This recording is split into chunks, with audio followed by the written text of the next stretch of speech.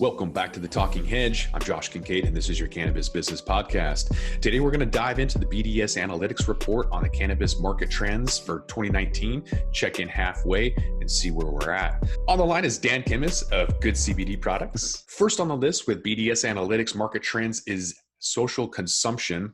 So that's supposed to emerge this year. It's one of the three top drivers of investment. I believe it's number 3. It's really just kind of a real estate investment trust. Since no states really have full ability to have social use. There are some in Oregon, and then we've seen states in Alaska and New Jersey, Colorado, California, even West Hollywood, Las Vegas, and then most recently Illinois, the 11th state to gone legal. They have some verbiage in there, and Massachusetts, but nobody really has social use venues, but it's going to become a thing. The cannabis bar, Chronic, I'm in. What can I say? I mean, personally, I used to spend some time in the smoky bar, drinking a little scotch and all, right? And I don't do that anymore. And at the same time, the calling of the neighborhood hangout, it's a big hole in our industry. It would make sense. It seems ridiculous that they don't. And the moment somebody chops those rules open, it's going to hit the ground and be serious. So I'm chair of a committee for the, quote, marijuana lounge in Washington State to overturn a Class C felony that restricts the operating of cannabis consumption lounge. So I'm working on overturning that law as well as simultaneously implementing a law to implement new rules to allow for consumption in Washington State as part of a lobbyist group called the Cannabis Alliance. So we're going to take a field trip in July 24th to go down to Portland, check out some of the clubs, and from there we're going to host our monthly meeting. Actually, we meet every other week, and so really it's just an opportunity to go down there, do some research and development, see how they're able to kind of get by the Clean Air Indoor Act, as well as some of the headwinds that we've faced from impaired driving lobbyists and activists, people that are concerned in the community. When really it's just an opportunity, like you mentioned, to go and have that equivalent to a glass of wine. So I'm excited about getting down there and seeing it and just kind of opening that door, because as soon as social consumption becomes a thing, people can go and see it. And that's really going to be the gateway. That'll be what allows everyone to have products in a store and really for it to be legitimate. Just from a business opportunity, oh my gosh, it's what's missing for these brands to be able to close the loop. Put on you and the Alliance for going down there and doing the first person data research and going to ground. That's the way to do it. We're going to check out some of the beverages as well. Oregon has actual twist and go coffee, ready to go coffee. Washington does not, partly because the laws don't allow for us to have refrigeration, and partly because the taxes are so high. So number 2 on BDS Analytics Report is the rise of beverages. So I'm excited about some coffee when I get down into Portland. According to another report here from BDS Analytics, that it's not just about THC, that CBD is going to be sky high, if you will. So in the U.S., non-psychoactive hemp and CBD products purchased largely falls into ingestibles or edibles, as well as topicals. So ingestibles are 53%, topicals are 24%, and then inhalables like your CBD asthmatic inhaler is 11%. I like it. A 1-to-1 is my favorite. Having a little bit of THC adds that entourage effect, but definitely having that option with CBD for public speaking or just the end of the day you want to relax is a nice option. We're seeing that the sales are obviously increasing, and CBD is not going to be really going anywhere. It's only going to improve with CBG, CBN, some of these other cannabinoids, as well as terpenes, which actually drives the effects that you want. One of the interesting facts with the baby boomers is that women 50 and over were the number 1 purchaser of pre-rolls. I found that pretty interesting. Didn't really expect to see that. And yet it's all really a matter of convenience. So again, women that are 50 and over and white are the number 1 priority, or number 1 people that are buying pre-rolls as a matter of convenience. And yet they're still not going in and buying the topicals and tinctures and the balms and rubs and bath bombs the sales on those are still really low. And I think it's a matter of the lack of comfort going into a rec shop. They'd rather go into, CVS or Walgreens or Bartell's, and yet that's CBD only. So they're going to get more therapeutic effects from the entourage effect, having some THC in those products. So I really think that with time and comfort and having options like vending machines where they don't have to get a suppository, for example, from a teenage kid at a counter, they can have their more private purchasing options in the future. So with time, I think we're going to see a lot more increase in those topicals, tinctures, and baby boomer purchasing products. 2 weeks ago, we were out in the street for, we did a 20-store run. And at White Rabbit, particularly, we had a dialogue about essentially bath bombs and things like that, right?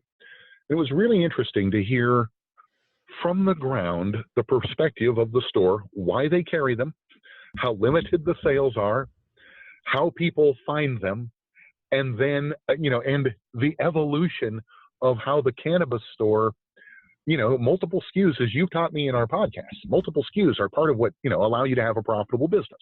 There is a blurred line, though, according to BDS analytics and my own opinions, between rec and med. They say it doesn't matter. I think that there is an important market that's being left out, which is the medical market. If you have stage 4 cancer and a compromised immune system and you smoke flower that has mold in it, you're not going to do very well. There have been cases reported that people have died as a result of having contaminated products. They died as a result of mycotoxin, of mold,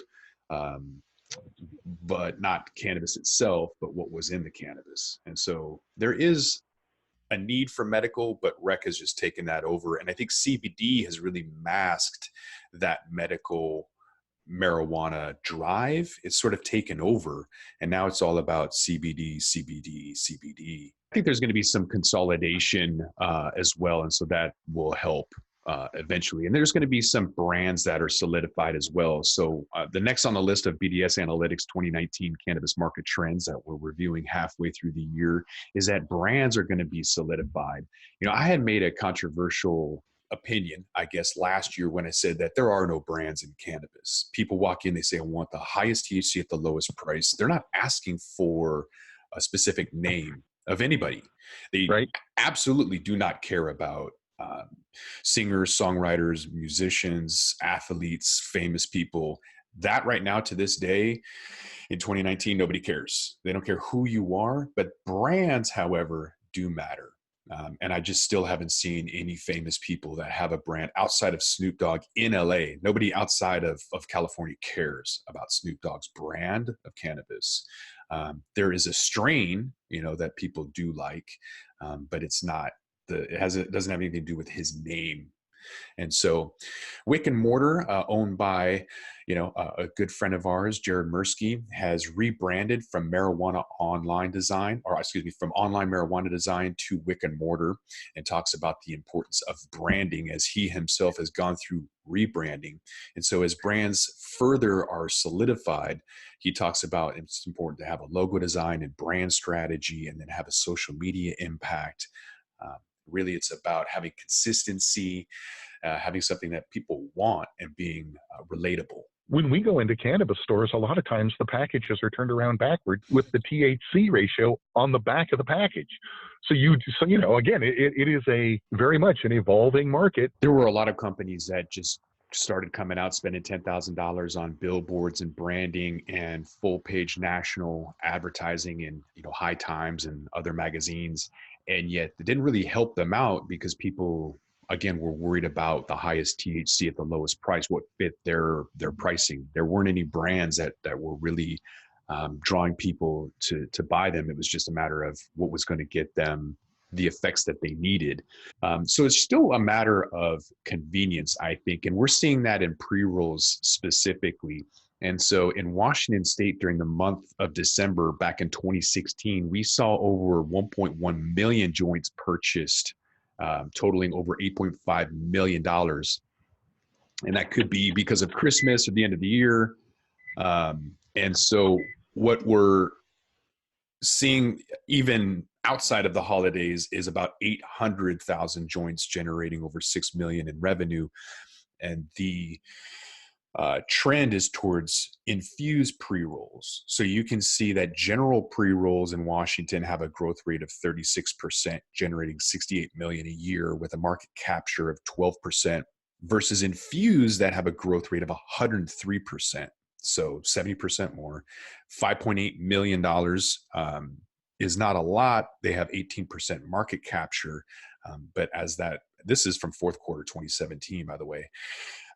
So the data is a little bit old, but it is showing that there is some growth, there is some demand, and that it's about convenience. Grab and go. People don't know this. Josh and I have, with some other people, Katrina, et cetera, traveled the country measuring pre-roll joints, measuring effectiveness, measuring quality assurance, production rates, all of these things. It's another one of these spaces where the market dynamics really interesting. About the time somebody nails high-speed automated production is about the time that market's going to change overnight. Right. Yeah. Behind the scenes, there's automated machines. So the pre-roll robot will do 33 a minute hands-free. It'll grind it, fill it, weigh it, twist the tops. And so that's a domino effect. There's one of those in California, Washington, Nevada already. I took a $975,000 purchase order to do an entire floor in California. The space is huge. And the prices that they're going to sell hemp blunts and cannabis pre-rolls is going to be 50 cents wholesale. And so if anybody is trying to sell for more than that, guess what? You're either going to be private labeling through this company or you're going to be out of business. So back in 2015, I was going out to dispensaries and rec shops and showing them strain specific pre-rolls. Now back then they didn't have those. They just had the bud tenders rolling shake into joints and calling them joints and selling them. So it wasn't strain specific. You couldn't get an indica hybrid or sativa back then. You couldn't get strain specific pre-rolls back then. So I was bringing in, sealed Mylar packaging with argon in it. You could keep those joints for 3 years. I've just smoked one 5 years after the fact and it's still fresh. And so having it packaged, branded, strain specific for a discerning customer is something that I've been focusing on for 5 years. And the market is still just kind of trying to get people intoxicated, really high infused joints, but they're not really trying to think about the effects that people want, just to get them impaired. So there is some opportunity to improve that with automation, with a discerning customer in mind. And so that's one of BDS Analytics market trends, is that discerning taste is going to refocus the core from a more macro environment to a micro environment, but that takes time. More and more people are querying for cannabis. There's some information out here. I'm looking at where number one search query is recreational dispensary, Seattle at 1,300 within any given month. So people are looking for cannabis. I think they're going to be looking for better types of cannabis. And if you walk into a winery, for example, and somebody says wine is wine, you're not going to probably go back. Whereas when I went into that dispensary and somebody said weed is weed, that's really unfortunate that somebody is a bud tender there and just doesn't understand the difference. So there is a discerning customer, but there's also people that want a low dose. And so BDS Analytics market trends goes into people wanting a controlled, consistent, low dose dialed in apparatus where they can have an expected result every time and more of a low dose. If you're not an ace manufacturer,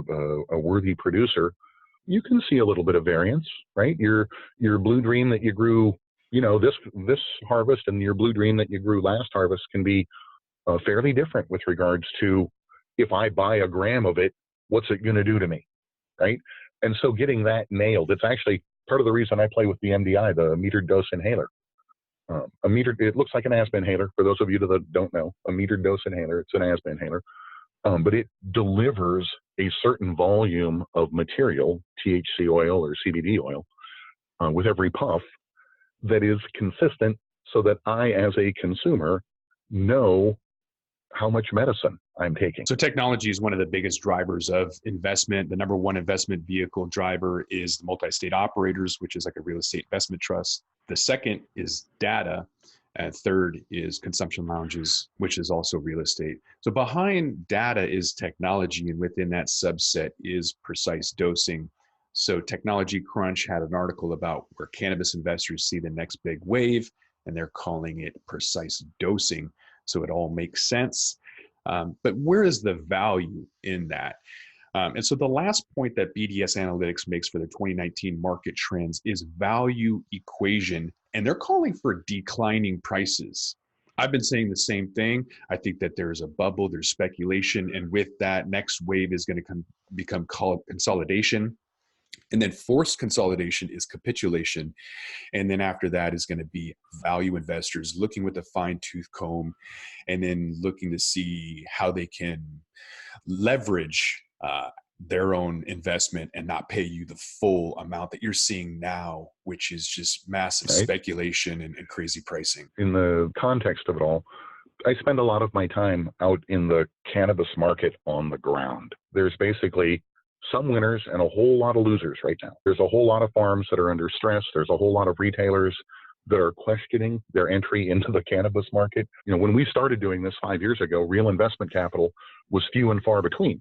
Now it's everywhere. The biggest hole in the market is accurate field data for investment capital to make, tactical and strategic decisions around. People in Washington definitely want out. We can see that the valuation from flower has dropped over 50%. When it first became legal in July of 2016, flower prices were about $30 a gram. They dropped down to $15 within 2 years. And now, you can find wholesale prices as low as 7-8 cents a gram. So there is a value desire from the consumer as well as the investors. And so that can be seen from, MGO and ELO. Here, there's a graph from venture-backed cannabis companies looking at cumulative as well as percentage year-over-year increases, and they're kind of coming down in terms of their valuations. The activeness is increasing. So people are looking at different opportunities, and so people are buying, but it's going to be more at a valuation where they're going to go in again with a fine-tooth comb and try and get the best price they can. So I truly believe that right now you're going to see a massive speculation. People are going to wait until legalization happens in the US, but when they do that, it's going to be a fair level playing game. There's going to be a lot more people in it. So the first mover advantage on the West Coast is sell out now, take that speculation, that high priced, overinflated valuation, unless you're a one-trick pony, reinvest it into another idea and then keep selling out. I think that's the best way to leverage your capital and your experience now is get out with these high valuations before the market kind of corrects and people are giving you either a fair valuation or a valued valuation. Well, Cron, one of the things I love about being on your podcast is I get to learn some stuff. And, this is the kind of thing where I love these podcasts. So let's circle back sometime in the near future and talk more about this. How about that? Let's do it. And with that, we're going to roll this one up. I'm Josh Kincaid. This is the Talking Hedge. Don't forget to like, share, and subscribe, or don't. And I'm out.